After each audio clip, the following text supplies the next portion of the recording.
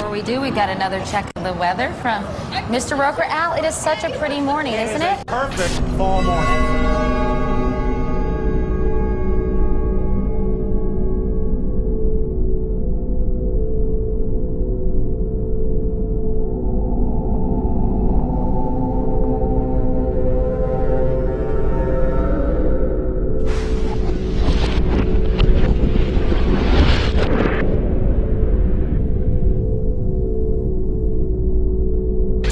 This is an NBC News special report. Here is Tom Brokaw. September 11th, the year 2001, a day unlike any other in the long course of American history, a terrorist act of war against this country.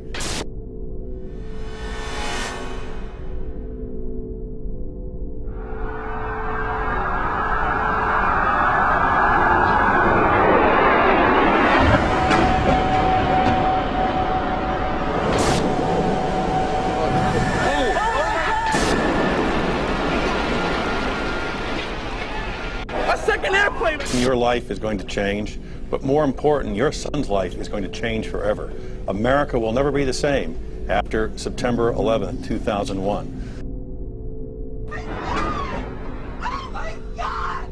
He's on almost everyone's list of the most likely suspects for today's attacks. The alleged mastermind, America's most wanted terrorist, Osama bin Laden. He has described the United States as the devil.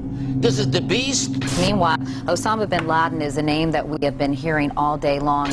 They now believe that bin Laden was responsible. I'm told that Osama bin Laden likely deployed more than 50 terrorists. They are now, and I'm quoting here, 90% certain. Somebody provided the logistical support for this operation, and clearly the only person. Bin Laden comes to mind right away, Mr. Brimmer. Indeed, he certainly does. Bin Laden. This is his M.O. We have to look to the Middle East. We have to look to Osama bin Laden.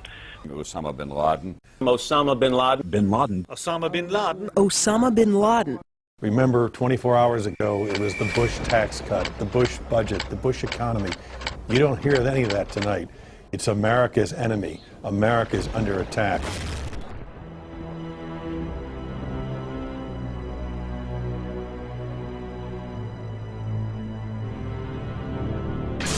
Within hours of the attacks on the Trade Center, there seemed to be one suspect. Billionaire terrorist Osama bin Laden and his band of ragtag extremists Al-Qaeda were to blame.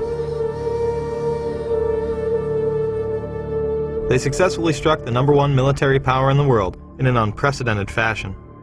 America would never be the same. The Patriot Acts, Homeland Security, domestic wiretapping and surveillance, the loss of civil liberties, all in order to fight terror and protect us here at home. Is Osama bin Laden really responsible for the attacks of September 11th? If so, why can't we apprehend him? Did you know the FBI does not list 9/11 as one of bin Laden's crimes? Why not? According to Rex Toom, Chief of Investigative Publicity for the FBI, it is because there is no hard evidence linking bin Laden to the attacks. If that is the case, how could the 9/11 Commission conclude it was the work of 19 radical Muslims from the Middle East, under the direction of Khalid Sheikh Mohammed and Osama bin Laden? Bin Laden has been universally blamed for 9/11, but if one takes a closer look at the available evidence, it points to a much darker power. 7 years later, what evidence has been gathered? Let's begin with the hijackers. Many of them were actually trained within U.S. military bases. On September 15, 2001, Newsweek reported that U.S. military sources have given information that suggests 5 of the alleged hijackers received training at secure U.S. military installations in the 90s. Saeed al-Ghamdi, Ahmed al-Nami, and Ahmed al-Ghamdi listed their address on driver's licenses and car registrations as the Naval Air Station in Pensacola, Florida. Another indication of how the hijackers were tied to U.S. bases was reported on September 12th by Fox in D.C.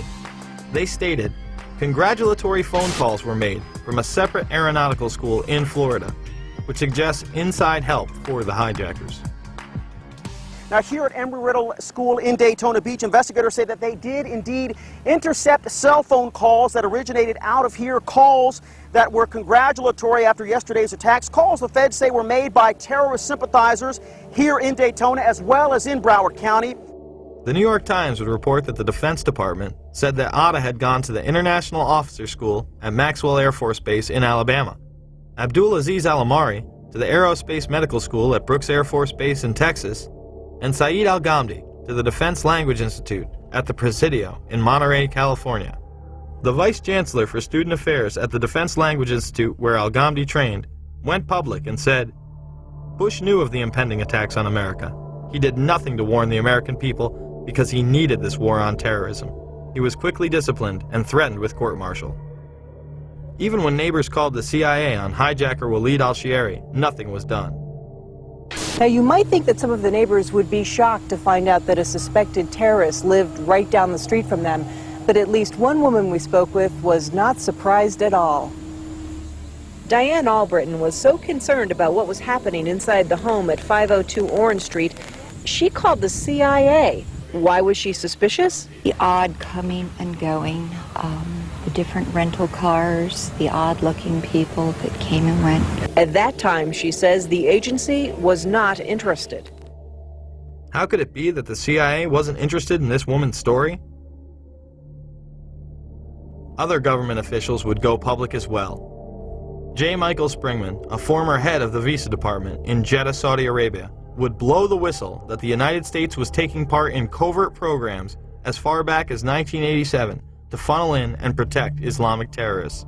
Well, it began in Jeddah when I was repeatedly told to issue visas to unqualified applicants. This went on for quite some time during most of my tour there.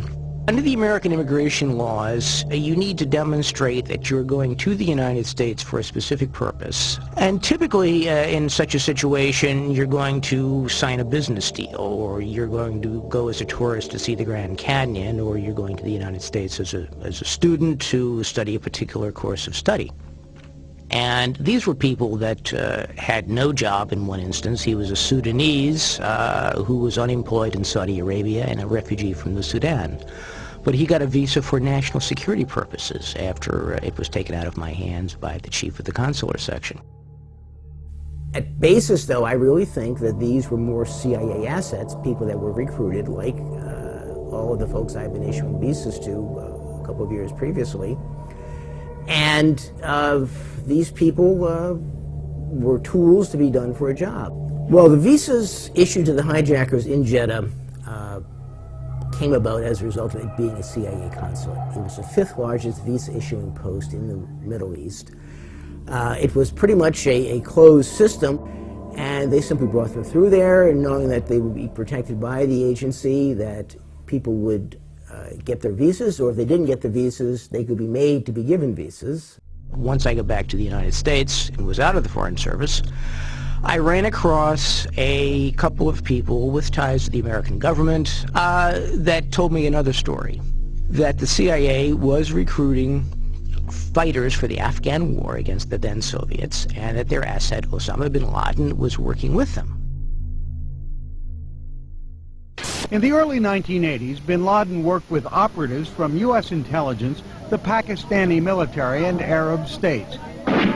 They ran a wide-ranging covert network that recruited and financed Muslim fighters to battle the Soviet army. It is now known that Osama bin Laden was a CIA asset under the codename Tim Osman. Bin Laden would use this handle when he would visit the States.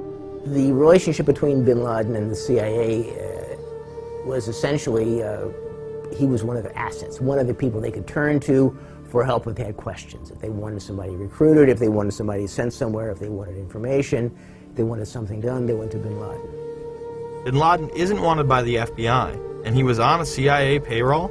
Is he the brutal Islamic terrorist we have been led to believe, or a mere frontman?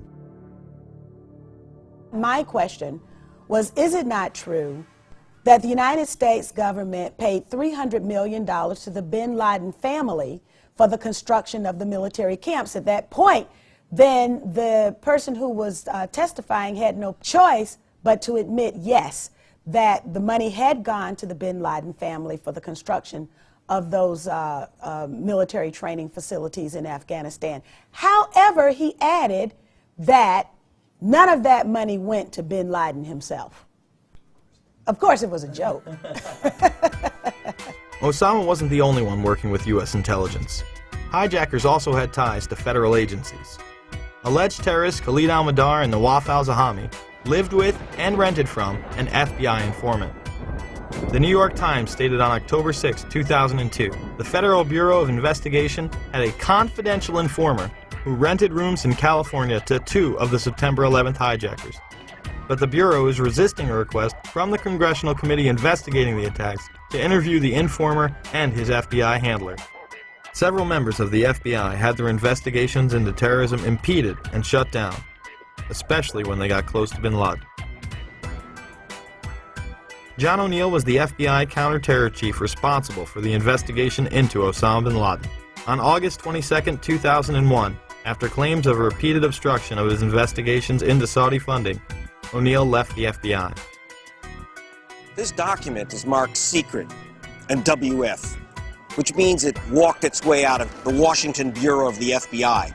It indicates that before the attack of September 11th, agents had wanted to question 2 members of a very powerful family for their connections to a suspected terrorist organization, Omar and Abdullah bin Laden. But the agents weren't allowed to. O'Neill went on to take a new post as head of World Trade Center security. He would move into his office days before 9/11 and be killed during the attacks. Yeah. I have 4 children. I've lost friends that John, my friend from the FBI was killed. I lost people too. We lost a lot of family members. What did John O'Neill do before he worked in the World Trade Center? John was the FBI. Head of the FBI. He was tracking down Osama. He was tracking down Osama. Because the government didn't listen to him. The government didn't listen to him. The FBI, hold on, you want to talk all the card? The FBI fucked up. They knew about the flight training. Yes. That was a fuck up for having these people in our country. We all agree on something. And the important thing is you have to understand, I feel what you feel. I've lost friends there. I feel what you feel. That was our World Trade, that was our people that fucking died that day. At a time when bin Laden was the most wanted man in the world, why would intelligence agencies stop their own investigations, especially as they were closing in on him? Robert Wright and others within the FBI also had their investigations into terrorism stopped prior to 9/11. Since August of 1999, I've been working to legally expose the very real and foreseeable Middle Eastern terrorist threats to American citizens at home and abroad. From 1993 to 1999, I was assigned to the Chicago Division's Counterterrorism Task Force. The successful investigation, which was codenamed Vulgar Betrayal, V-U-L-G-A-R, Betrayal, led to the June 1998 seizure of $1.4 million of Middle Eastern terrorist funding. These funds were linked directly to Saudi businessman Yassin Qadi. On October 12, 2001, Yassin Qadi was designated by the United States government as a financial supporter of Osama bin Laden. Larry Klayman of Judicial Watch initially tried to help get Wright's story to the proper authorities. He wanted to come forward long before 9/11. We were taking those steps beginning last summer to do that. The FBI had 30 days to allow that to occur. They violated their own regulations. They covered it up. If you didn't hear me, I went specifically. I called the Attorney General's office just days after 9/11. I said, Dave Shippers and I represent a special agent of the FBI Chicago field office who has years of information about how the FBI did not do its job, did not in any way investigate in a meaningful way money laundering in the United States. You're now claiming you want to do this. I'd like to make them available to you, Attorney General Ashcroft. And I was met with a response by Michael Chertoff, head of the criminal division. We're tired of conspiracy theories. Michael Chertoff will later become the head of Homeland Security, the department set up to fight the war on terror after 9/11. Wright was also restricted from telling any specifics about their investigation. Robert Wright was then prevented from working on terror investigations. So what happened to Wright? He was demoted in and around the time period leading up to 9/11. He's working on innocuous, meaningless things. That's what he's doing. Yes.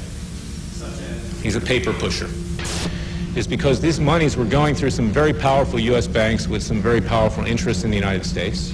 These banks knew or had reason to know that these monies were laundered by terrorists, and there are very significant potential conflicts of interest in both the Clinton and Bush administration, and in particular this Bush administration, who is as tight with Saudi Arabia as you can get.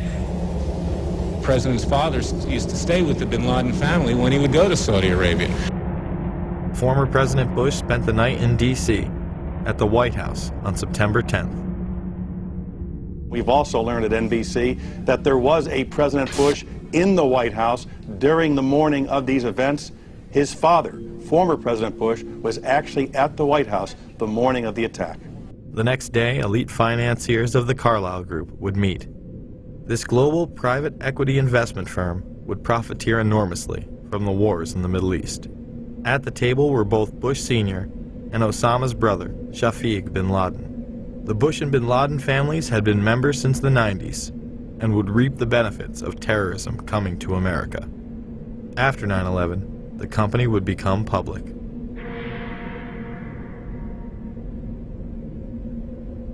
All I do agree with you is on one thing. Fucking Bush and Clinton with their relationship with Saudi fucking Arabia. Yes. I agree with you. They're kissing their asses like that. That's bullshit. Because they're sucked up in that family that took off. That's a fucking crime. The family Mr. Deedle is referring to is, of course, the bin Ladens. While all domestic flights were grounded, suspects closest to the supposed mastermind behind 9/11 were allowed to leave on chartered flights.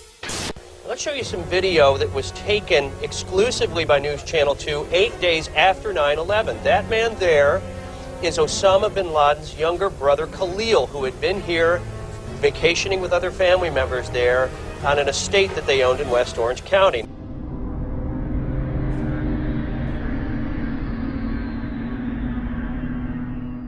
Now I guess we can safely say that there were people within the FBI and other agencies who actively protected and aided the alleged terrorists.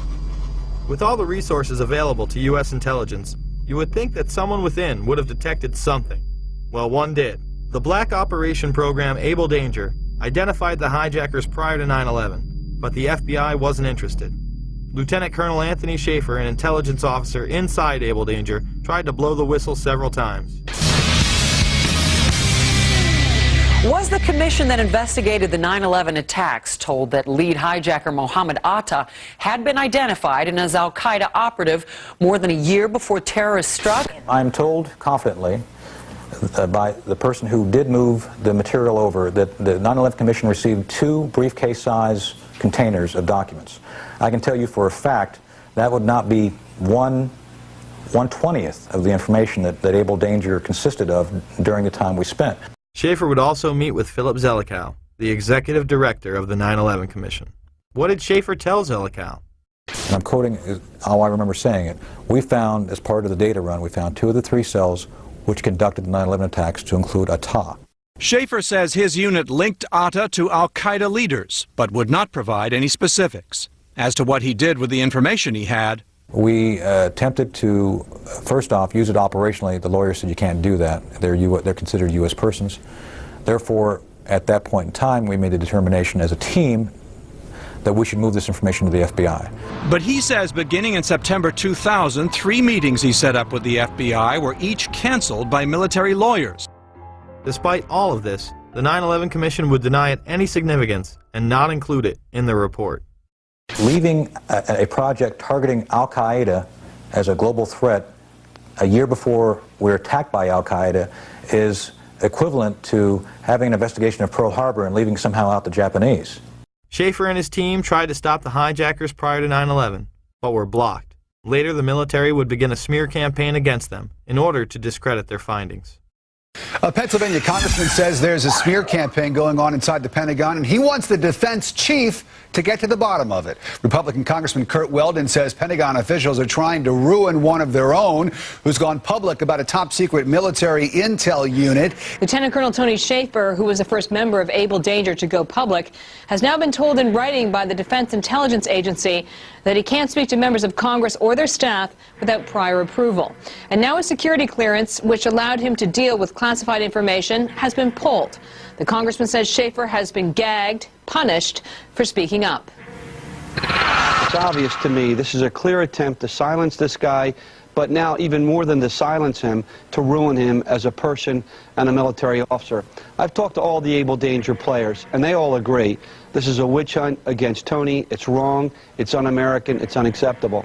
Pentagon reportedly does not want the public to hear next week's Senate testimony about the former secret intelligence unit known as Able Danger. Two congressional sources have told Fox News that the military's pressuring senators to move the hearings behind closed doors. When the Able Danger hearings were held, Schaefer and others were gagged. Eventually, Schaefer would be able to speak at a whistleblower's hearing. Many of us take seriously our oath of office to support and defend the Constitution against all enemies, foreign and domestic. Let me be upfront here. I am no Boy Scout. I was not hired as an intelligence officer because I hung out at the Christian Science reading room. My job is to get information using tried and true intelligence methodologies. According to my legal counsel, until I disclosed the Able Danger information, I was a rock star. It was my work as a chief of DIA's Special Mission Task Force back in 1998 that I became involved with Able Danger. My officers and I were working at the cutting edge of technology and DoD black operations. Most of all of my operations and operational records remain classified. With all this evidence, why did the 9/11 Commission and Pentagon suppress valuable information about the hijackers' activities leading up to the attacks?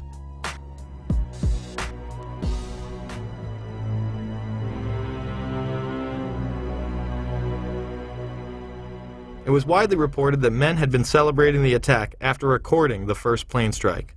They were not Al-Qaeda, but they were detained. I grabbed my binoculars and I could see the towers from my window. And this is where I'm looking. And all of a sudden, down there, I see this van park.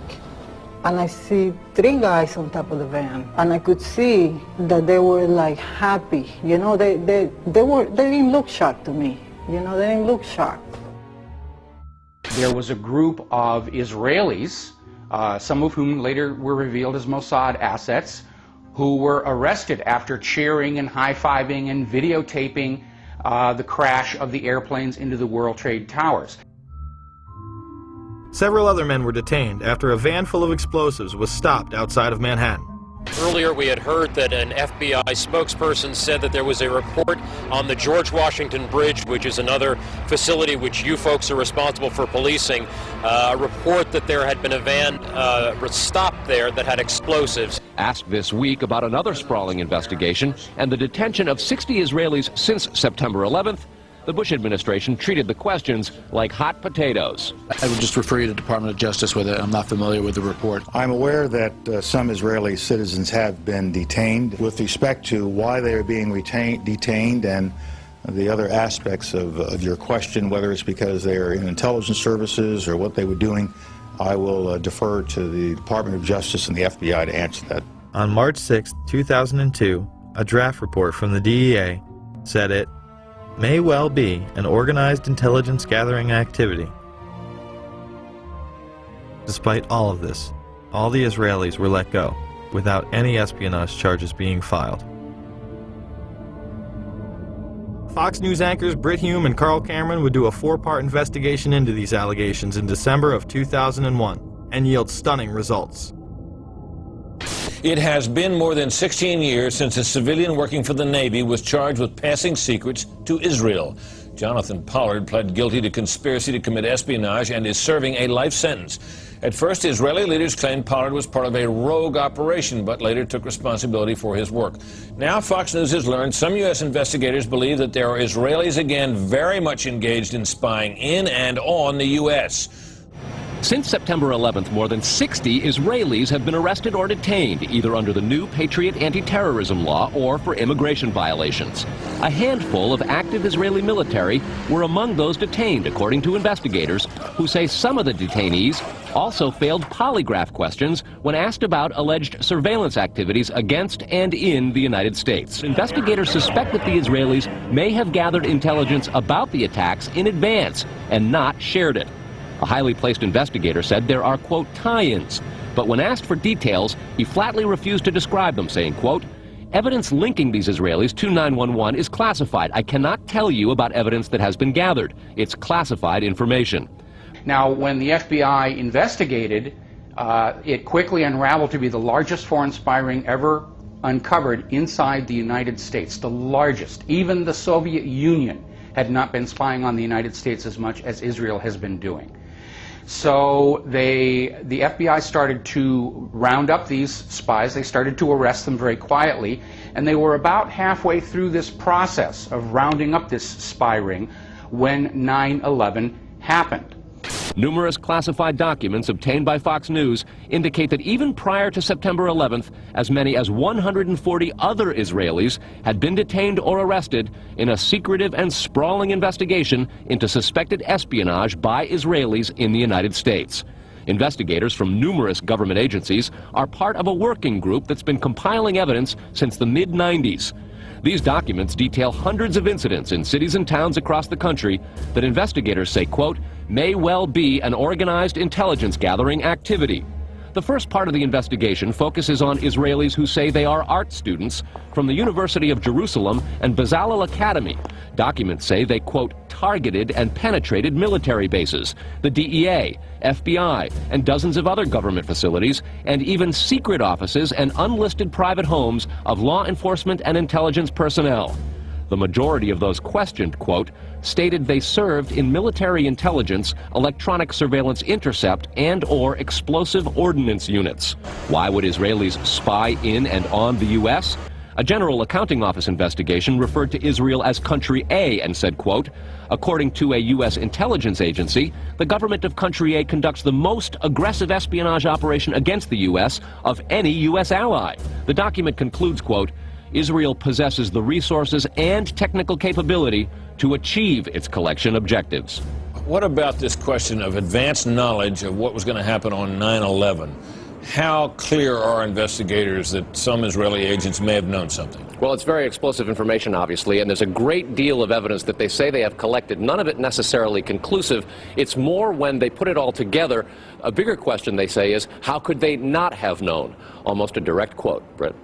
It is now apparent that this intelligence ring was inside the U.S., had prior knowledge of 9/11, and had a classified role in 9/11, which officials refused to discuss.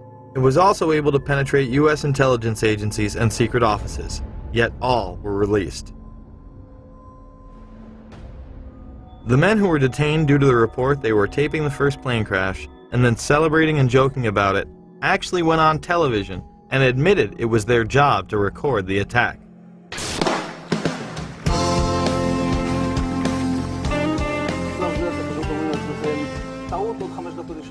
And at that point, we were taken for another round of questioning, this time related to our allegedly being members of Mossad. The fact of the matter is, we are coming from a country that experiences terror daily. Our purpose was to document the event. How could they have known about the attack? And who sent them to document it? The evidence points to a large intelligence network inside the United States that had teams on the ground, such as the ones recording the attack, and electronic surveillance teams gathering information.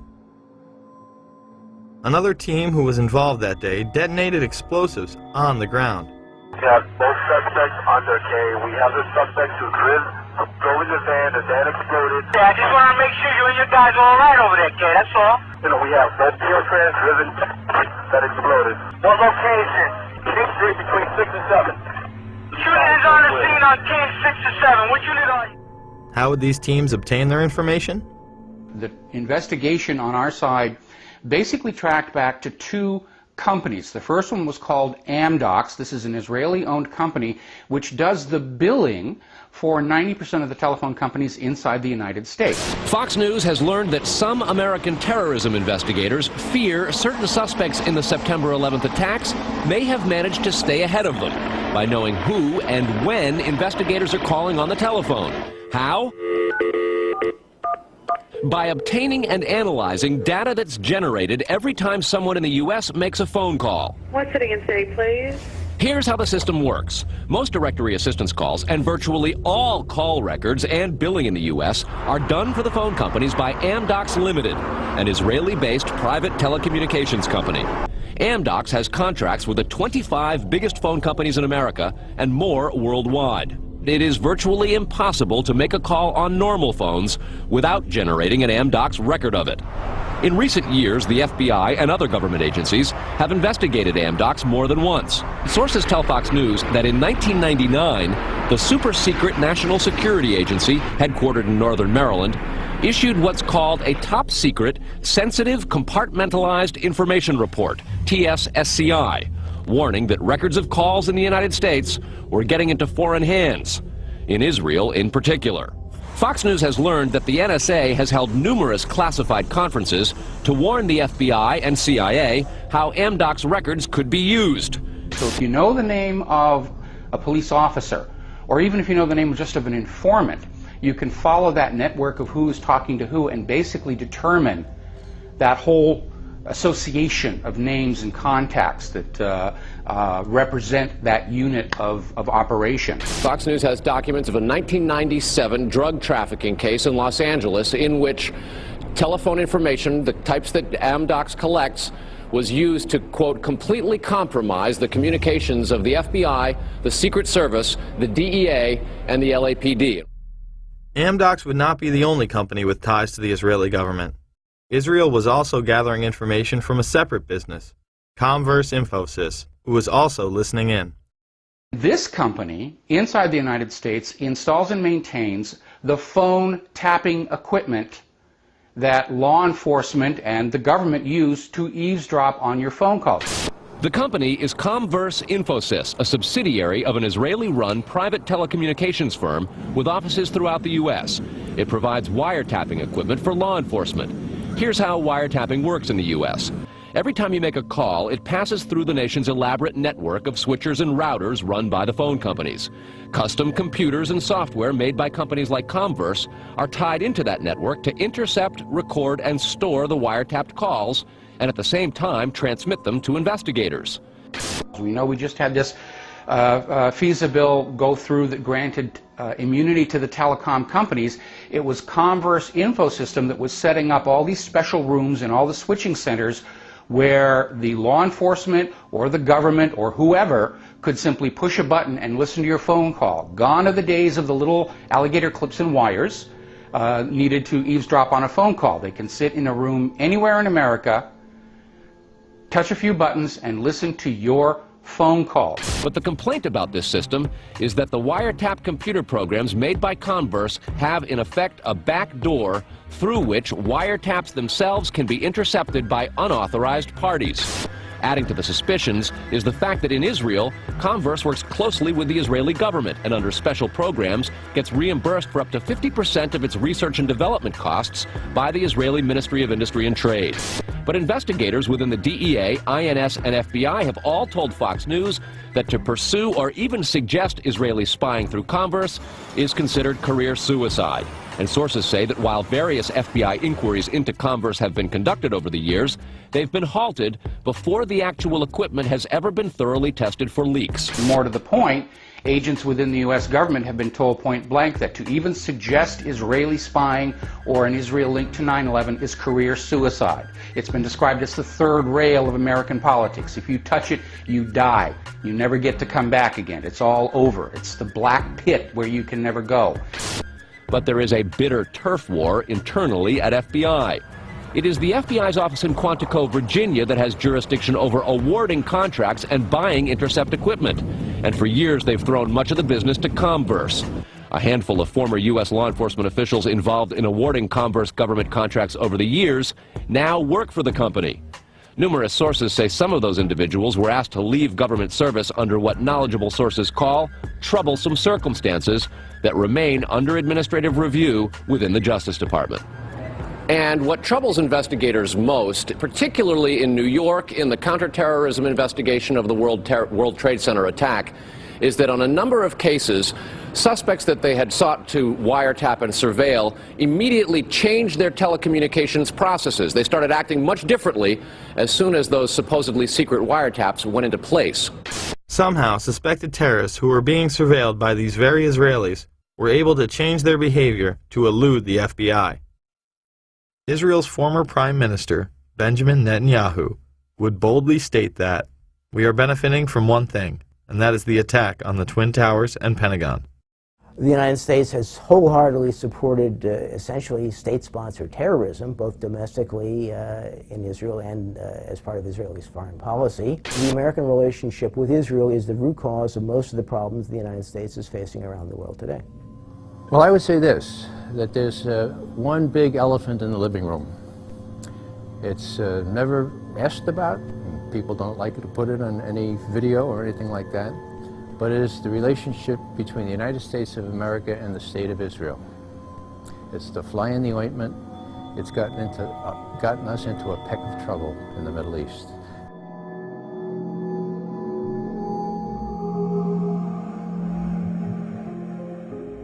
Confirmation of these allegations against Israel would finally come in January of '08, when the Times Online would tell FBI whistleblower Sibel Edmonds' story.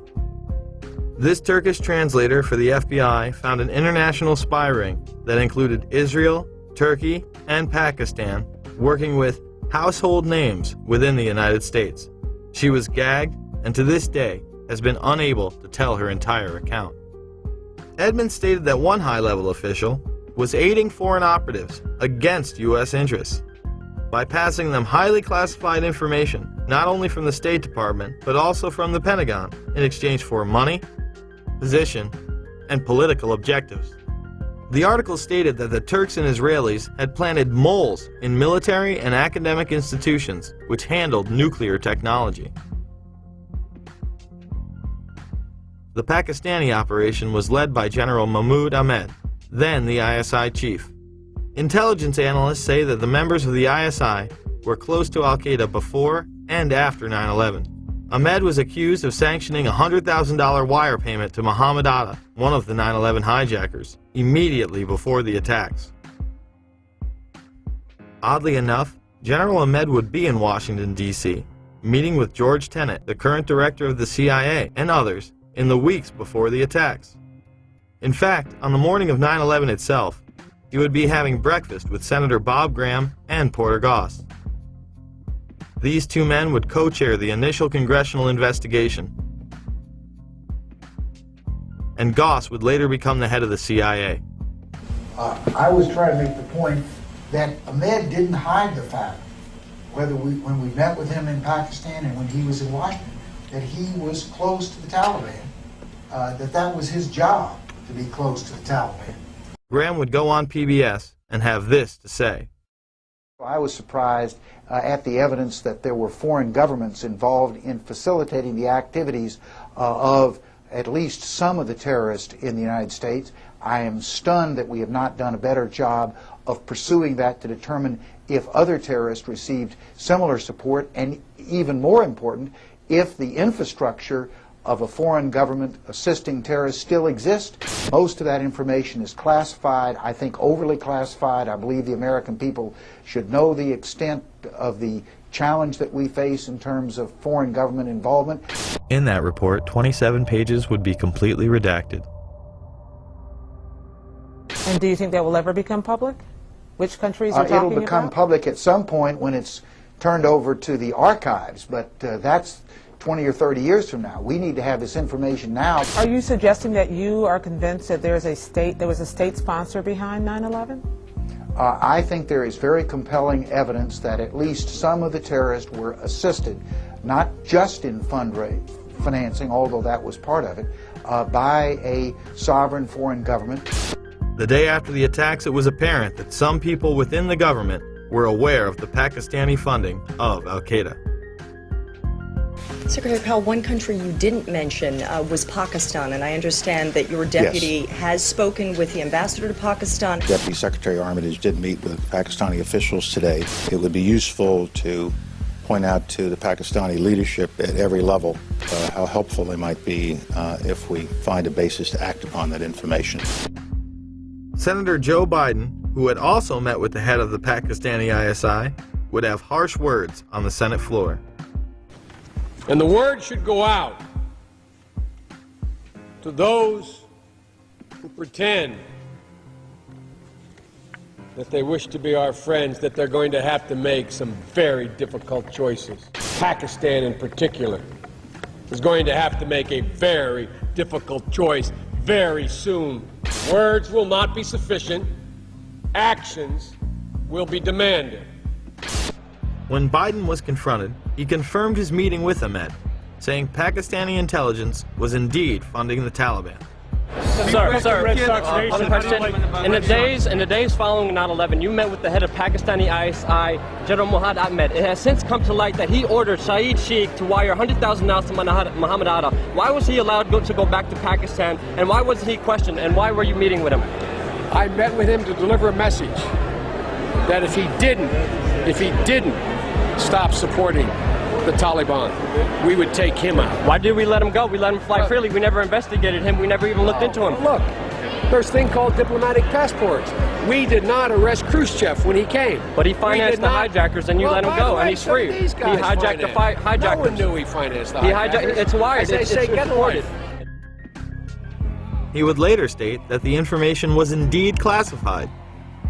How did you know the ISI was helping the Taliban, sir?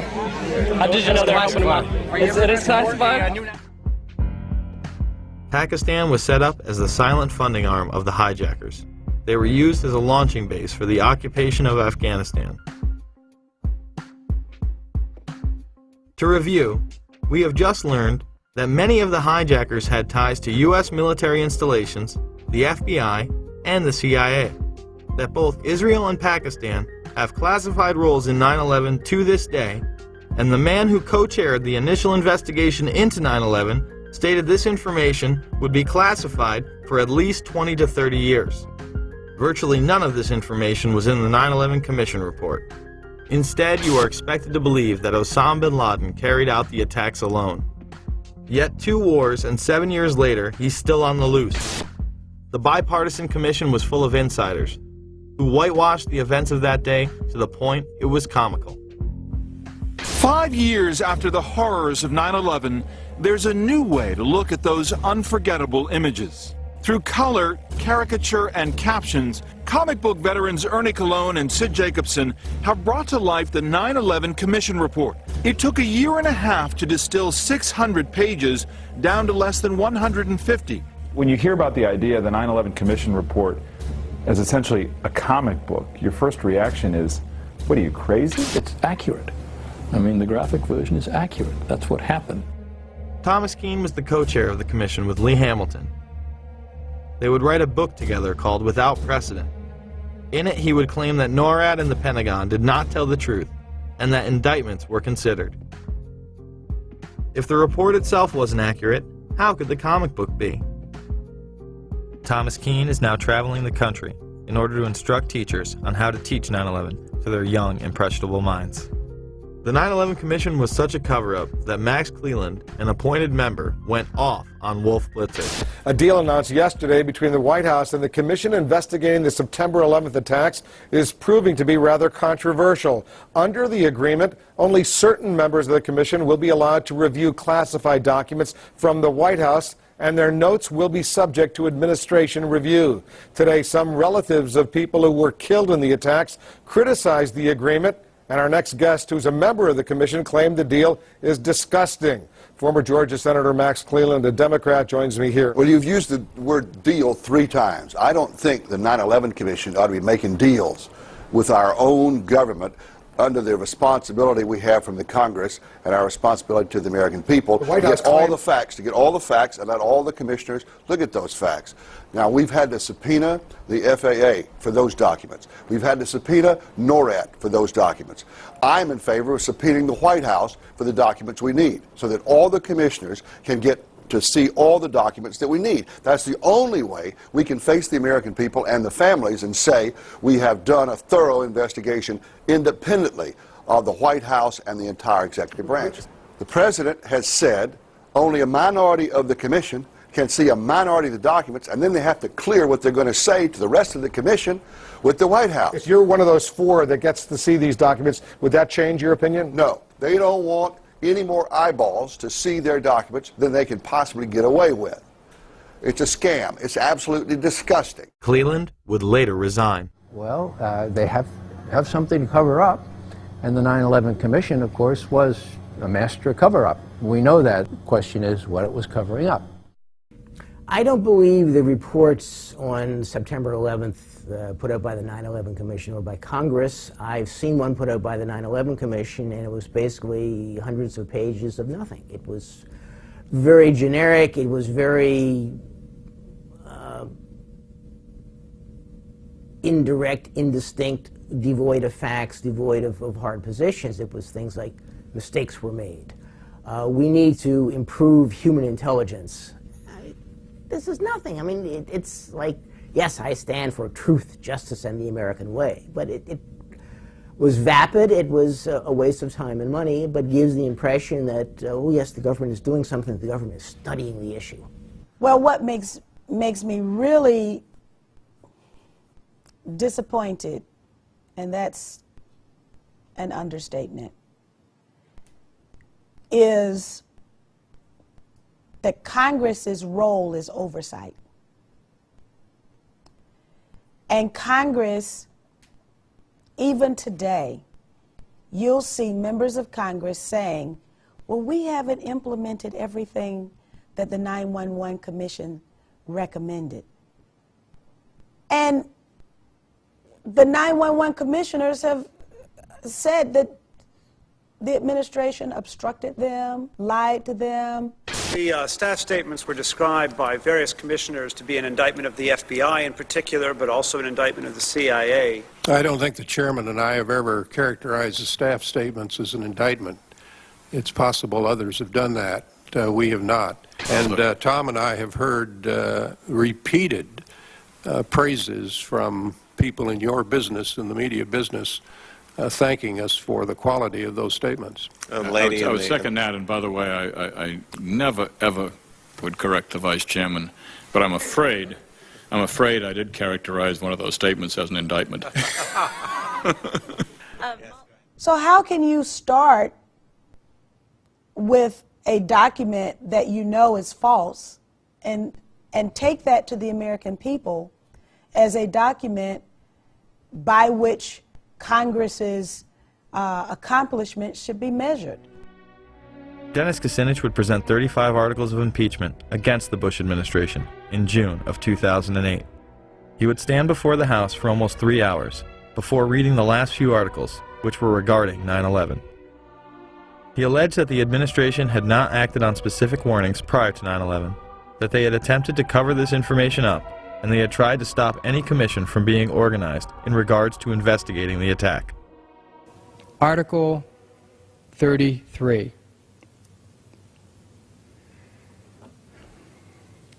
Repeatedly ignored and failed to respond to high-level intelligence warnings of planned terrorist attacks in the United States prior to 9/11. In his conduct while President of the United States, George W. Bush, in violation of his constitutional oath to faithfully execute the office of President of the United States, and to the best of his ability, preserve, protect, and defend the Constitution of the United States, and in violation of his constitutional duty under Article 2, Section 3 of the Constitution, to take care that the laws be faithfully executed, has both personally and acting through his agents and subordinates, together with the Vice President, failed in his constitutional duties to take proper steps to protect the nation prior to September 11th, 2001. So the congressional report was redacted, and the 9/11 Commission is a cover-up. Yet our supposed leaders continue to propagate fear of the boogeyman and his disciples. I do believe that Al-Qaeda has now made it part of their global effort to destroy everything we stand for and we believe in. I'm running for President of the United States because I believe the greatest challenge of the 21st century is that of radical Islamic extremism. I believe it's there. I believe it's all over the world. I believe it's a fight, a struggle between good and evil. Everything we value and believe in versus everything that is evil that wants to destroy everything America stands for and leads. And I believe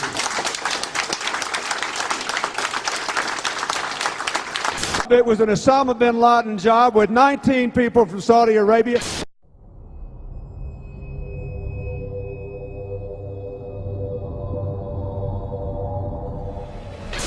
Even bin Laden himself warned us 3 weeks earlier. Osama bin Laden warned 3 weeks ago that he would attack American interest in an unprecedented attack, a very big one. There was a report, you'll recall, that the Mossad, the Israeli intelligence agency, did indeed send representatives to the U.S. to warn, just before 9/11, that a major terrorist attack was imminent. Prior to 9/11, it was widely reported that hijacked planes could be used as weapons. By Youssef's group and bin Laden's group to undertake a suicide mission. Murad narrated to us about a plan by the Ramsey cell in the continental U.S. to hijack a commercial plane and ram it to the CIA headquarters in Langley, Virginia, and also the Pentagon. And they found more evidence pointing to other targets, evidence the Philippine government says it passed on to the U.S. The targets they listed were CIA headquarters, Pentagon, Transamerica, Sears, and the World Trade Center. President Bush even received the Phoenix memo, stating bin Laden was determined to strike in the U.S. in August, right before the attacks. The president was aware that bin Laden, of course, as previous administrations has been well known, that bin Laden was determined to strike the United States. In fact, the label on the president's, the PDB, was bin Laden determined to strike the United States. On August 6, 2001, President Bush was presented a President's Daily Brief article titled, "Bin Laden Determined to Strike in U.S." The lead sentence of that President's Daily Brief indicated that bin Laden and his followers wanted to follow the example of World Trade Center bomber Ramzi Youssef and bring the fighting to America. The article cited a more sensational threat, reporting that bin Laden wanted to hijack a U.S. aircraft. The President's Daily Brief item included information from the FBI indicating patterns of suspicious activity in this country, consistent with preparations for hijackings. The president broke his silence today about the revelations earlier this week that he had been briefed before September 11th about a possible al-Qaeda hijacking plot. The comments took place in the White House South Lawn setting where the press could not ask questions. While he was honoring the Air Force football team, his comments diverted to what has become topic A in Washington. You know what's interesting about Washington? It's a town, unfortunately, it's the kind of place where second guessing has become second nature. What I want to say to my Democratic friends in the Congress is that they need to be very cautious not to seek political advantage by making incendiary suggestions, as were made by some today, that the White House had advance information that would have prevented the tragic attacks of 9/11. Clark confirms that in June, July, and August 2001, the Central Intelligence Agency warned the President in daily briefings of unprecedented indications that a major al-Qaeda attack was going to happen against the United States. It was so well known that the United States had done several drills with this exact scenario prior to 9/11.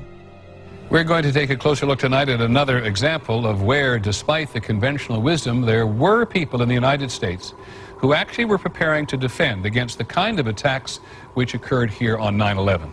The North American Aerospace Defense Command, NORAD for short, has been defending the skies over the U.S. and Canada for almost 50 years, 46 to be precise. USA Today reports that in the 2 years before the attacks on September the 11th, NORAD conducted exercises using hijacked airliners as weapons. And one target was the World Trade Center. Here's ABC's Brian Ross. President Bush has said again and again that no one could have imagined what Osama bin Laden ordered for September 11th. We knew he hated us. But there was nobody in our government, at least, and I don't think the prior government, that could envision flying airplanes into buildings on such a massive scale. But that turns out not to be true. U.S. military planners did envision and practice those very scenarios. As reported by USA Today, the North American Aerospace Defense Command, NORAD, conducted exercises with fighter jets, simulating hijacked planes flown into the World Trade Center in the 2 years before the attacks. Pentagon planners also envisioned the attack on the Pentagon 5 months before it happened. One of these drills was run on June 1st and 2nd of 2001. Amalgam Virgo was an exercise where multiple attack scenarios would be occurring simultaneously, including attacks from cruise missiles, unmanned aerial vehicles, and hijacked aircraft. The scenario also envisioned a hijacker taking control of a commercial aircraft and slamming it into the nation's capital. The exercises would constantly be monitored by military satellites and planes. Osama bin Laden was the poster boy for this plot, appearing on the cover. Isn't it a fact, sir, that prior to September 11, 2001, NORAD had already in the works plans to simulate in an exercise a simultaneous hijacking of 2 planes in the United States? Colonel Scott, do you have any data on that? I'm not aware of that, sir. I was not present at the time. That was Operation Amalgam Virgo. Yes, sir. So what did happen on 9/11? The truth is, there was a lot more going on that day than we are being told. There were several war games and exercises being run simultaneously, involving multiple government agencies. John Fulton and a team from the CIA would be conducting a drill at 8:45 a.m. out of the National Reconnaissance Office in Chantilly, Virginia, in which a plane is crashed into a building. Other drills would literally cripple our defensive and investigative abilities on that morning.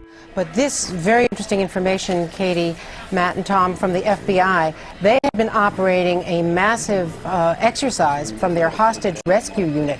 All of their top teams, about 50 personnel, helicopters, equipment, were in Monterey, California for the last 2 days, scheduled to fly back today commercially.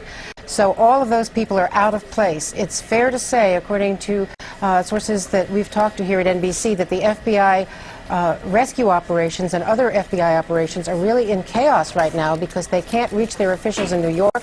All of their phone lines are down, and now you've got all of their special experts on this stuck in Monterey, California, trying to get a military flight back because there are no longer commercial flights. So they are seriously out of pocket, and there is a real breakdown of the FBI anti-terror coordination team, which is, of course, the principal team that would lead any effort. I actually found myself in Montana with 50 state emergency managers, the director of FEMA, his top staff at the National Emergency Management Association conference.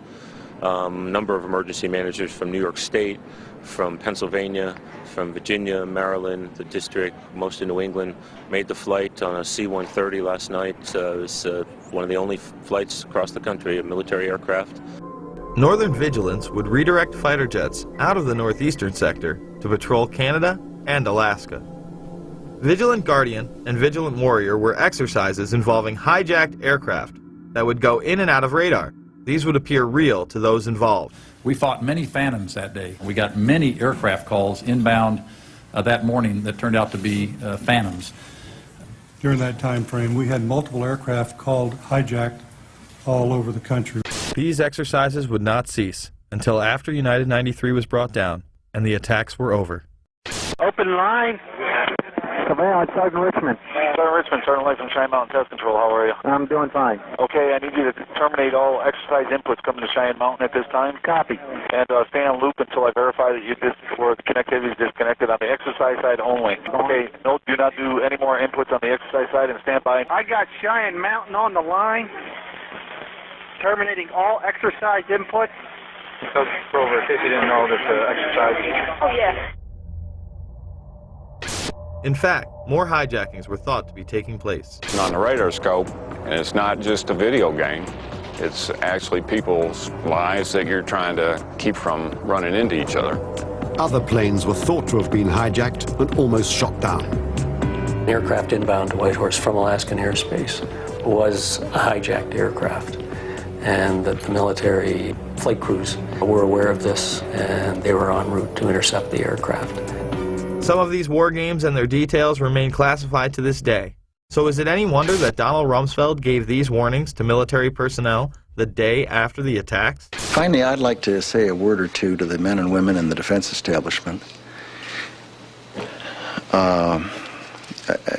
most of whom deal with classified information.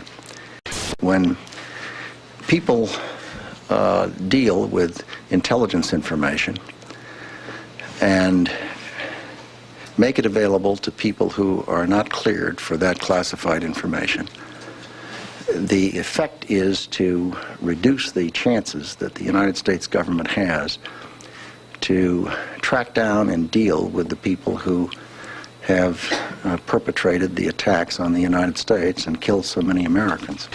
Later in the day, weapons are found planted on several other planes. A U.S. official says of the hijackings, these look like inside jobs. Sources tell Time that U.S. officials are investigating whether the hijackers had accomplices deep inside the airport's secure areas. And then there's the story of Flight 23. As bad as things were on Tuesday, there is a possibility that they could have been even worse. There was some kind of an altercation involving 3 men described by a Port Authority of New York and New Jersey police source as Middle Eastern in appearance. They attracted the suspicions of the gate staff boarding that flight. They had already gotten on the plane. They're asked to leave the aircraft. They refuse to get off. The airline, following its normal procedures, according to this police source, calls the police, which immediately dispatch an emergency service team. So now you have a squad of heavily armed officers that are coming toward the airplane. And when they get there, the men have vanished. The gate staff can't find them. It matches with the type of flights, the transcontinental flights that were hijacked in the other 4 instances. Another disturbing fact, if indeed there was an altercation and these men felt they had a case to make and were being treated unfairly, you can't imagine they would have disappeared from the airport. They would have stayed around and pled their case with the police. It is extraordinarily unusual to have an airline, after it has boarded passengers, be so suspicious that it's going to ask these customers to get off the airplane. We got a phone call from a law enforcement officer who was on vacation, was in the United Airlines terminal at the time. As soon as he approached, they walked out of the terminal, and he looked over. He described them as Middle Eastern in both appearance and dress. Not sure what that means, but that was his description. He said when they left the terminal through the glass doors, he saw them meet a 3rd man, and they then left. Inside the bags, officials found Al-Qaeda instruction sheets, but false identification prevented investigators from ever locating the bag's true owners. Coincidentally, the hijackers' identification would be found the exact same way. There have also been reports of luggage that did not make the plane connection that appears to be tied to one of the alleged perpetrators, and this is being reported by the Boston Globe, and contained within the luggage were supposed to be Arabic language flight training manuals as well as videotapes pertaining to operating an aircraft. Then we have that mysterious suitcase with all of the hijackers' names and all of this incriminating evidence that is supposedly taken by one of the hijackers to the airport. Why, if they are planning on a suicide attack, would they even bother to pack a suitcase? Or if they're just packing a suitcase to look like they're checking luggage, just throw clothes in there. Why put a Koran? Why put flight manuals? Why put all this incriminating information if it's supposedly going to get burned up? And then magically, amazingly enough, this one suitcase doesn't make it onto the connecting flight to New York. And it's just there in baggage handling, waiting to be discovered and found. If the passengers on Flight 23 used false identification, why wouldn't the other hijackers? Based on my personal belief and based on the events of that morning, the decision to halt airplanes, in all likelihood, probably precluded other attacks. Atta and 3 others would do dry runs of the attacks before 9/11. Actor James Woods and others on the plane even filed separate reports to the FAA. Again, nothing was done. I was on a flight, without going into the details of what made me suspicious of these four men, although it would have been blatantly obvious to the most casual observer, I took it upon myself to go to the flight attendant and ask to speak to the pilot of the plane. The first officer came out. I reported to him that I felt that the four men, and I said, can you look over my shoulder and see who I'm talking about? And he said, yeah. I said, I think they're going to hijack this plane. I mean, everything they're doing, and I explained to him these details, which I've been asked to keep private until whatever jurisdiction, whatever trials may take place. Their behavior was such that I felt they were going to hijack the plane. I found out later that not only did he make a report, but the flight attendant also made a report of my suspicions to the FAA. My friend Scott said to me, remember that flight you took in August? I said, yeah, I've been thinking about it all day. He said, well, maybe you should call the FBI. And I said, I'm sure they're being inundated, but I thought it over and I called the local office. 6:45 the next morning, I get a phone call that actually wakes me up, and he said, we want to talk to you about the flight that you took in August. I said, oh, did the manifest match of any of the flights yesterday and my flight? He said, well, we can't tell you that. I said, well, look, I'll get ready and I'll come down to the federal building. He said, we're outside your house. We'll just wait for you. Wow, 7:15. So this is 6:45 in the morning. I said, and this is the only funny part of any of this, I said, how did you know where I lived? And there was a pause. He said, we're the FBI. We're the FBI, thank you.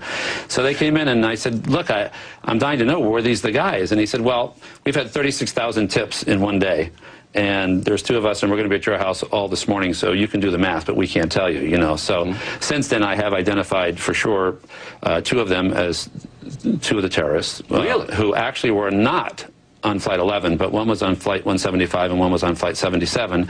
And I've been told unofficially, not by the FBI, but by someone else in actually a higher level of government, believe it or not, just through a coincidence, through a mutual friend, that all four of them were terrorists involved. As I explained to the FBI, they said, what was your first instinct? And aside from certain things like four guys getting on a transcontinental flight without any hand luggage, they said to me, what did you think these guys were? I said, well, I thought they were either four law enforcement officers or four terrorists, in that they had that thing that guys who are undercover or on a mission have between each other. Just more evidence that the hijackers had intelligence ties.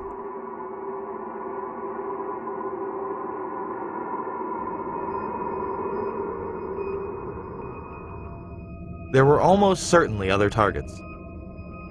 Maryland's governor on the morning of 9/11 stated that his police department had received threats prior to the attacks, not only against the targets that had been hit, but others. That came in today? Pardon? You mentioned threats on Maryland facilities. Are these threats that came in today? Yes, the head of our state police, Dave Mitchell, received a list of 11 sites across the country that were targets. Supposedly this list had been distributed prior to the explosions. Several of those sites were ones that were under attack. Another target on that morning was Air Force One. Although it is never discussed, the perpetrators of the attack somehow got top-secret codes that morning. Brian, what is the credible evidence that Air Force One could have been a target? These planes were some distance from Air Force One afterwards. The excuse was that, quote, we do not discuss, we do not discuss intelligence information. Air Force One has been said to be a target in the past during President Clinton's trip to Bosnia during his first term, where they stopped in Aviano and switched out into 3 transport planes. Similarly, they were escorted by fighter jets, as they have in the past, while it is not routine. The White House insisting that the evidence was, and thus the zigzag flight path from Florida to Louisiana. The Air Force is insisting that the evidence is provable and credible that the aircraft and the White House were targets. Ari Fleischer, the White House press secretary, would be pressed on this issue. Florida. If you have a threat to Air Force One, it seems as though you're raising an additional threat that perhaps we don't know about. I'm sorry? Raising an additional threat? Involving one of those planes, one of those 4 planes, Ari, is that where the credible threat, or can you say, are we talking about something totally different? You're asking me, in essence, what the source of information is. And I think the American people... Go ahead. We accounted for those 4 planes and what their targets were. Is there, which by deduction, you would assume there is something else that we're talking about targeting Air Force One. There Can was. you make that assumption? I'm not going to lead you any further as to speculating about what was the nature of the threat to Air Force One. But as I indicated, and I'll say it again, it was real, it was credible. Planes that we have accounted for. I'm just not going to speculate about the nature of it. On September 20th, 2001, WorldNet Daily would report much more regarding the threat. The terrorist message threatening Air Force One was transmitted in that day's top-secret White House code words. As the clock ticked away, the Secret Service reached a frightening conclusion. The terrorists had obtained the White House code and a whole set of top-secret signals. This made it possible for a hostile force to pinpoint the exact position of Air Force One, its destination, and its classified procedures. In fact, the hijackers were picking up and deciphering the presidential plane's incoming and outgoing transmissions. In the week after the attacks in New York and Washington, more hair-raising facts emerged.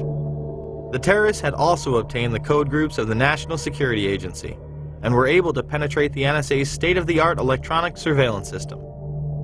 They seemed to have at their disposal an electronic capability that was more sophisticated than the NSA. They also believe that the terrorists are in possession of all or part of the codes used by the Drug Enforcement Agency, the National Reconnaissance Office, Air Force Intelligence, Army Intelligence, Naval Intelligence, Marine Corps Intelligence, and the intelligence offices of the State Department and Department of Energy.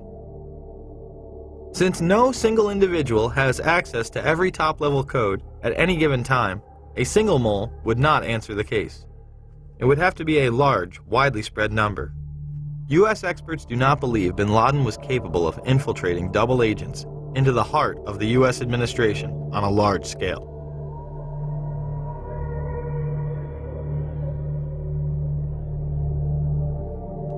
It shouldn't come as a surprise that Global Guardian, a mass Armageddon drill, was in full swing. The drill would pose all sorts of threats, and even mobilize command centers known as doomsday planes that house top military personnel. Although originally scheduled for late October, it was moved up unexpectedly. One of these doomsday planes was on the scene of the Pentagon strike. Now to one of the eeriest moments amid the carnage of 9/11, a mysterious plane was seen flying right over the president's residence. Even some CNN staffers saw it. To this day, it has never been officially explained. Tonight, Chief National Correspondent John King has new details about this great 9/11 mystery. Today, 6 years after 9/11, the mystery endures about just what happened in the skies over the White House that terrible day. A plane flew right over it. But why? And what was it? It appeared overhead just before 10 a.m., a four-engine jet banking slowly in the nation's most off-limits airspace. About 10 minutes ago, there was a white jet circling overhead. Now, you generally don't see planes in the area over the White House. That is restricted airspace. Two government sources familiar with the incident tell CNN it was a military aircraft, but say the details are classified. This comparison of the CNN video and an official Air Force photo suggests the mystery plane is among the military's most sensitive aircraft, an Air Force E-4B. Note the flag on the tail, the stripe around the fuselage, and the telltale bubble just behind the 747 cockpit area. The E-4B is a state-of-the-art flying command post, built and equipped for one reason: to keep the government running no matter what, even in the event of a nuclear war. The reason it was nicknamed the Doomsday Plane during the Cold War. They exercise this type of thing all of the time, and they simply don't talk about it. So it doesn't surprise me that they are very closed-mouthed about it. Ask the Pentagon, and it insists this is not a military aircraft, and there is no mention of it in the official report of the 9/11 Commission. But 6 years later, the Pentagon, the Secret Service, and the FAA all say they, at least for public consumption, have no explanation of the giant plane over the president's house, just as the smoke began to rise across the river at the Pentagon. There is also footage of another white mystery plane in the restricted airspace over New York City before the second attack, and as the second plane strikes the World Trade Center.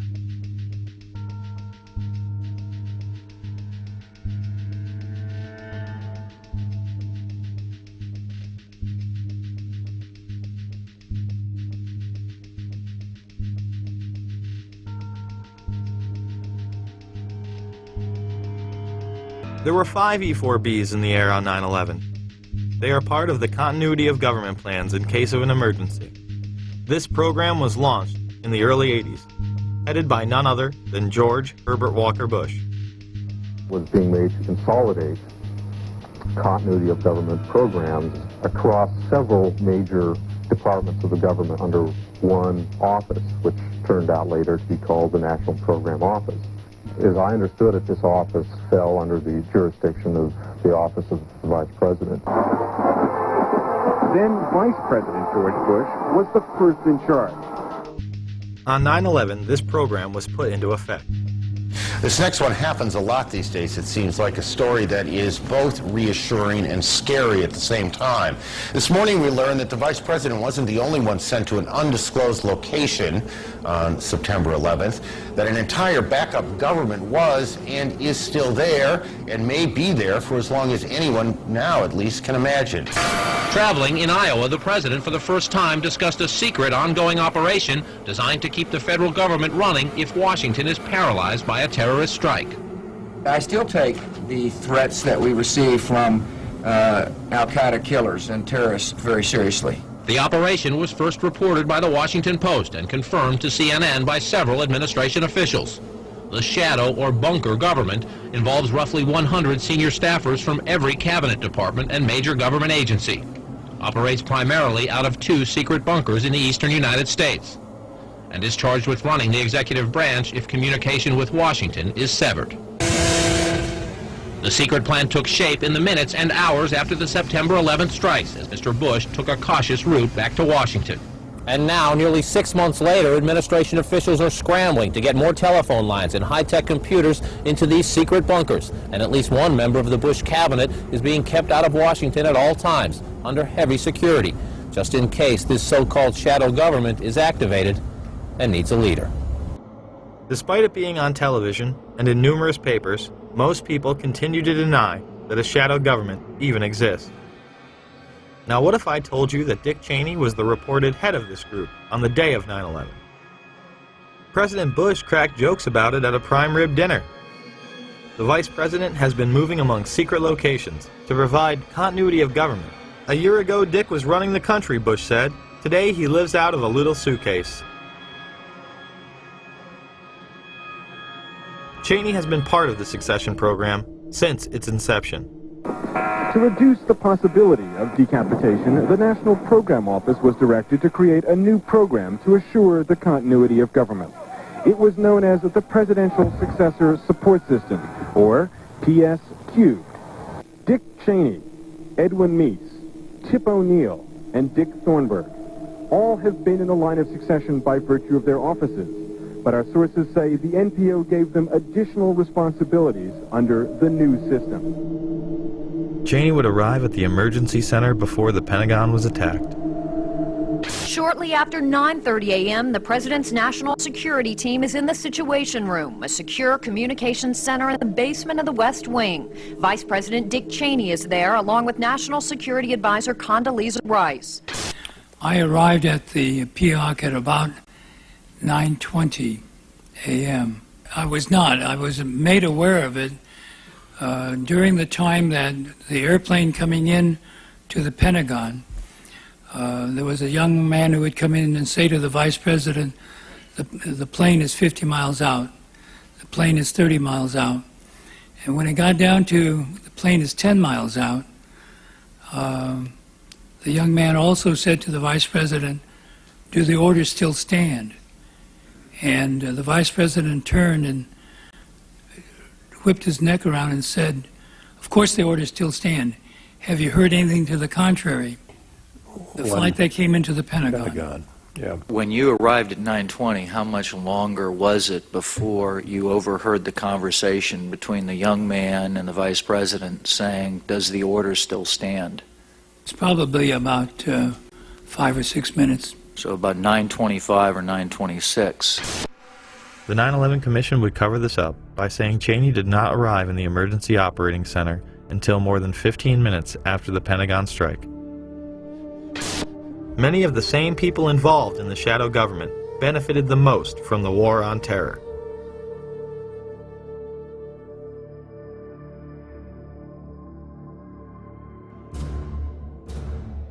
A key hub for intelligence was the Salomon Brothers building, also known as World Trade Center 7.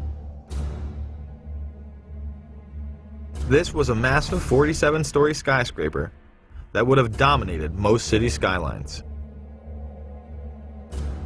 At 5:20 in the afternoon, it would collapse into its own footprint. It also happened to be New York City's #1 spook house and operational center. It housed the Department of Defense, the Internal Revenue Services, the Security and Exchange Commission, the largest Secret Service office in the world, the largest CIA office outside of Virginia, and New York's Office of Emergency Management, or OEM. Beyond the haunting presence of those still missing in the rubble, Ground Zero is filled with guns, drugs, and secrets. Number 7 World Trade Center was also the New York office of the Central Intelligence Agency.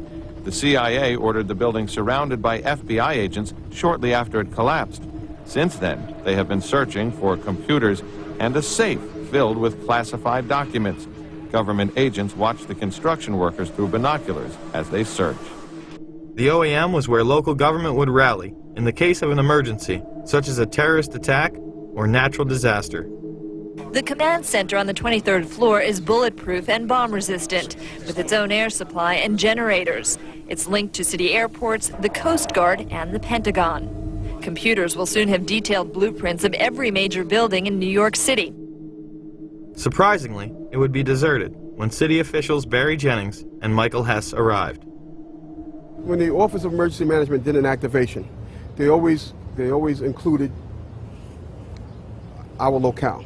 I received a call shortly after the first plane hit. I got there, I had to be inside on the 23rd floor when the second plane hit. Upon arriving into the OEM EOC, we noticed that everybody was gone. I saw coffee that was on the desk. Still, the smoke was still coming off the coffee. I saw half-eaten sandwiches. And only me, Mr. Hess, was up there. After I called several individuals, one individual told me that to leave and leave right away. Both would go on network television on 9/11 and make the claim they experienced explosions inside the building as they tried to evacuate. I'll give you a live picture down Church Street. Fire crews now walking back toward the scene. We have seen them all morning trying to walk away, because what happens is every time a little piece of the building comes down, a huge black cloud comes at us, making it almost impossible to breathe or see anything in front of them. But now, at least for the past couple of minutes, it has been clear from this space back on Chambers in that area. So now they're walking back toward the World Trade Center. And as we keep letting you hear the personal stories, the survivor stories of exactly what happened inside the World Trade Center when that first plane went in, and of course the collapses since then, we're going to bring more of those to you now. Barry Jennings, you were on the 8th floor. You work for the City Housing Department. Explain to me the moment of impact. Well, me and Mr. Hess, the Corporation Counsel, were on the 23rd floor. I told him we got to get out of here. We started walking down the stairs. We made it to the 8th floor. Big explosion. Blew us back into the 8th floor. And I turned to Hess. I said, this is it. We're dead. We're not going to make it out of here. I took a fire extinguisher and I bust the window out.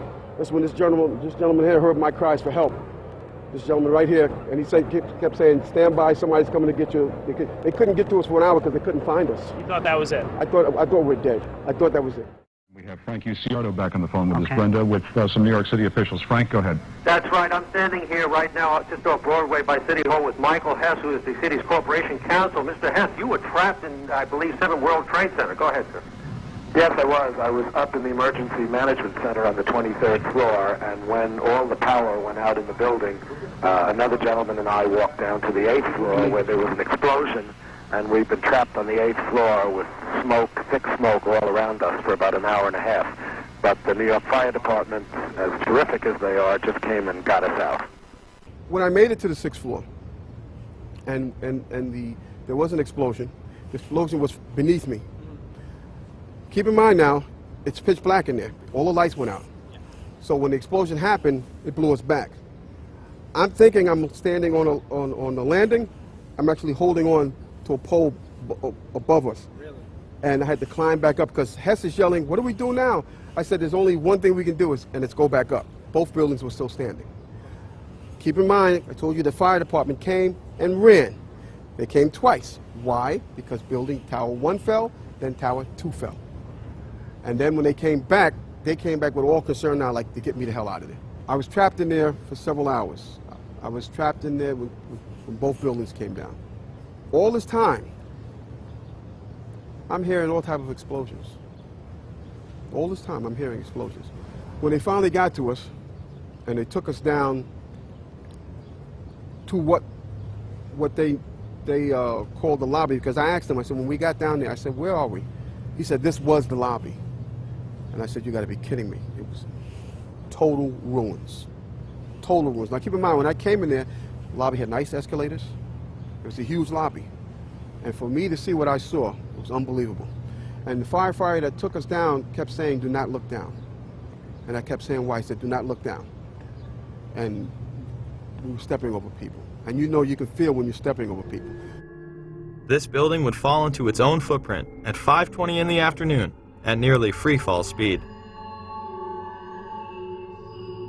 Almost 7 years later, there has still been no official reason given, but some have given the false impression that damage caused by the collapse of the Twin Towers brought 7 down. Despite the fact that no other surrounding buildings acted in this manner.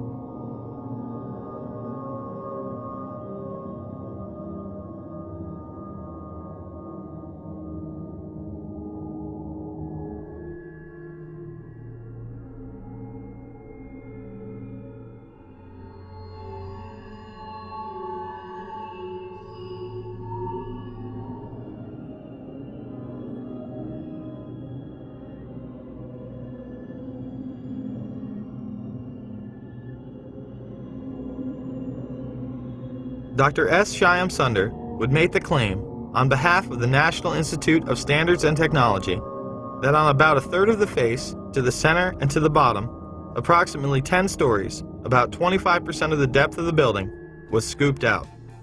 Here is the south face of World Trade Center 7. Does it look like 1/4 of the building is gone?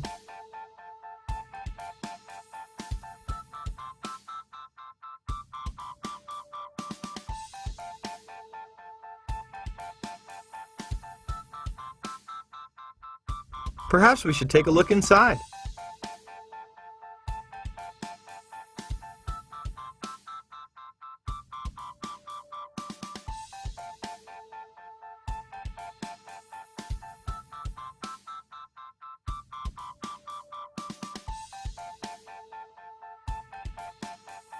It appears it is not scooped out after all.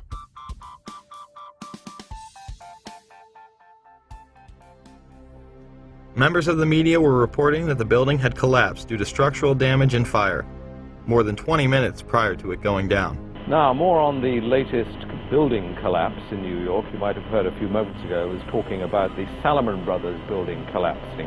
And indeed it has. Apparently that's only a few hundred yards away from where the World Trade Center towers were. And it seems that this was not a result of a new attack. It was because the building had been weakened during this morning's attacks. We'll probably find out more now about that from our correspondent, Jane Stanley. Jane, what more can you tell us about the Salomon Brothers building and its collapse? The building can clearly be seen in the background as Jane Stanley reports its demise. Jane, I think many of us, when we heard the news, perhaps on the radio earlier today, were... The feed would be cut before the building collapsed. And just couldn't comprehend it. I mean, it almost sounded too far-fetched. I was wondering what it felt like for you being in Manhattan. Well, unfortunately, I think we've lost the line with Jane Stanley. They called me down. I think it was part of the 9/11 Commission. They asked me the same questions that you guys are asking me. And at that point, they said, "Okay, thank you." And they sent me on my way. And yeah, you told them pretty much everything you just told us. Yes. That you were in the building, got rocked by an explosion. Yes. All that. Yes. And you know that they didn't mention Building 7 once in the commission report. I told them that's where I was. It was very, to tell you, it was very scary because they looked like very important people. Yeah. They were questioning me about certain things. And I don't know if they like the answers I gave. I could care less. I gave my account of it, the truth, and that was it. That day I'll never forget. And the explanations that were given to me is totally unacceptable. Totally unacceptable. I'm just confused about one thing, and one thing only. Why World Trade Center 7 went down in the first place. I'm very confused about that. I know what I heard. I heard explosions. The explanation I got was it was the fuel oil tank. I'm an old boiler guy. If it was a fuel oil tank, it would have been one side of the building.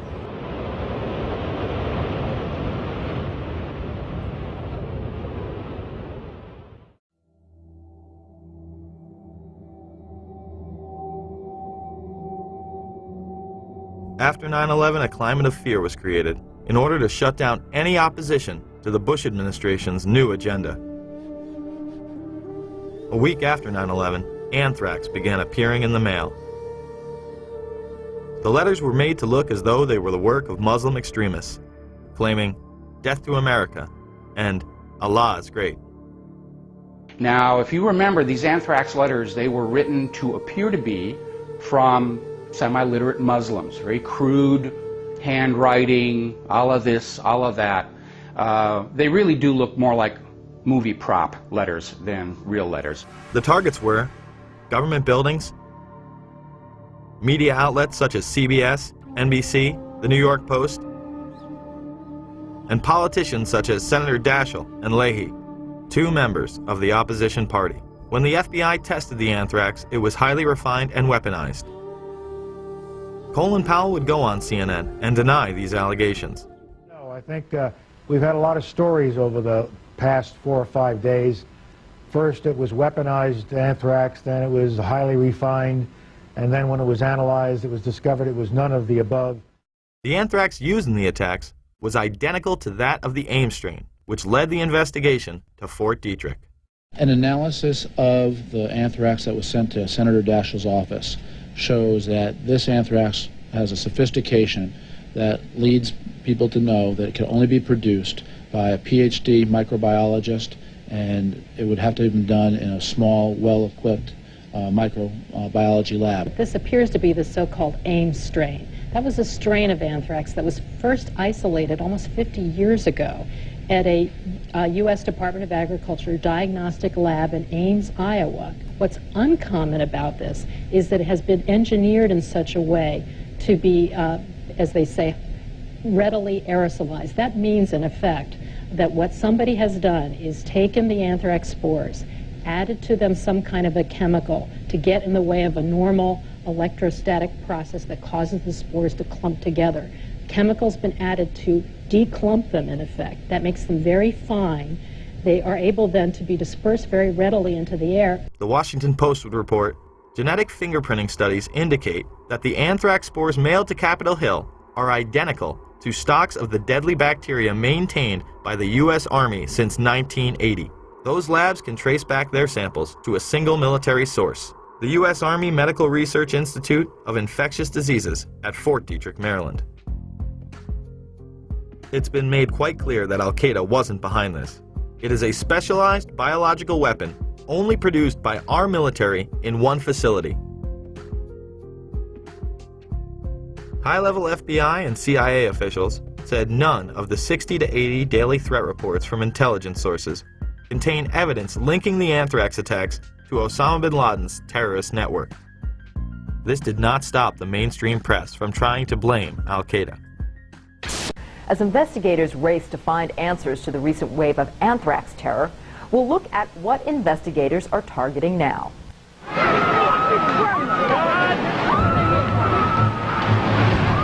Since September 11th, Americans have been put on alert. This is so terrible. Investigators are trying to ward off more attacks by dissecting the terrorist plan for September 11th, looking for patterns, methods, associates that could reveal what else terrorists had in mind. It was not something smuggled in from Iraq. It was not something smuggled in from any Middle Eastern country. It was U.S. government ultrafine granulated weaponized anthrax spores. There was another story that the media absolutely would not touch, the story of Dr. Philip Zach. And it goes back to the U.S. government lab where the anthrax was stored. It was reported that official U.S. government documents in the anthrax investigation showed that Dr. Zach had entered the laboratory where the anthrax used in the letters was kept without proper authorization after having lost his job. Somehow the Bush administration would have the foresight to be on Cipro 6 weeks prior to the attacks. How convenient. An attack traced back to U.S. government facilities, and the president and his staff happen to be taking the antidote before it's even in the mail. Judicial Watch would file suit against the administration for its actions. Well, this is another good example of how certain people consider themselves to be above the rest of us. On September 11th, I think it'll come as a shock to a lot of people, but it's been reported by the New York Times and other major news organizations and confirmed by the White House. The President's office and Vice President's office went on Cipro, the antibiotic that was used to combat anthrax.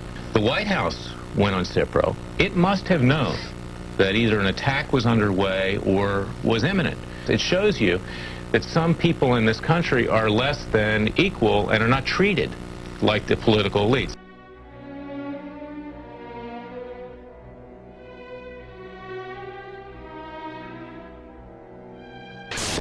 "9/11 was an international intelligence operation that included role players within our own government, as well as in the governments of Pakistan, Saudi Arabia, and Israel. Each played a compartmentalized role in order to create a climate of fear and confusion.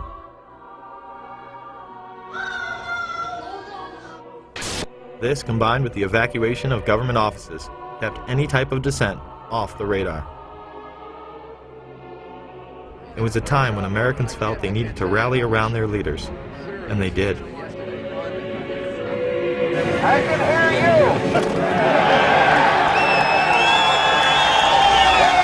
And the people who knock these buildings down will hear all of us soon. God bless America! USA! USA! USA! The power structure used that unity to pass nightmarish legislation, beginning with the Patriot Act, which was written before 9/11.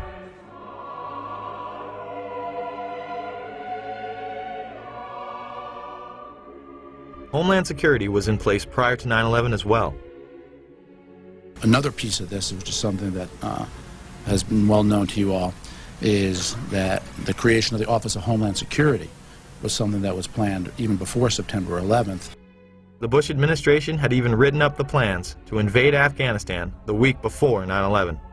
And as a result of a process that involved the CIA, the Department of Defense, the Department of State, the National Security Council, a national security presidential directive was developed and prepared throughout 2001 that was approved by what's called the Principals Committee, which is essentially cabinet-level officers involved in national security, on September 4th, 2001.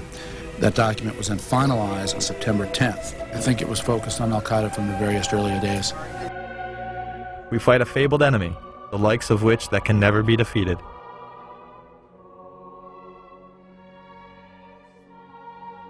The terrorists attacked us and killed 3,000 of our citizens before we started the freedom agenda in the Middle East. They were... What did Iraq have to do with what? The attack on the World Trade Center. Nothing. While an international intelligence cartel wages psychological warfare against we the people on behalf of the global elite. And remember, this is a government that over the years has proven that it can be trusted with these powers. You'd hope, as you mentioned before, that people don't complain about these extra inconveniences because they are simply being put into effect to protect all of us. They masquerade as our saviors, while the media glorifies and indemnifies them. Either you are with us, or you are with the terrorists.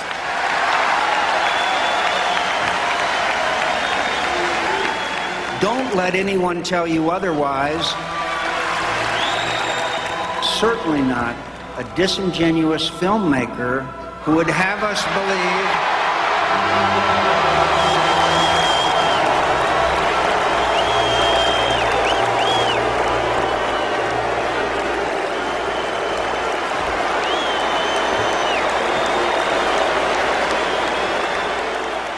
The time has come not for a revolution, but a restoration of our Constitution, our Bill of Rights, but most of all, our morality as a people. The question is, will we be able to put our consumerist obsessions aside long enough to make a difference? Can we put down the remote control and hold these tyrants accountable? It's up to us. No more excuses. Thank you.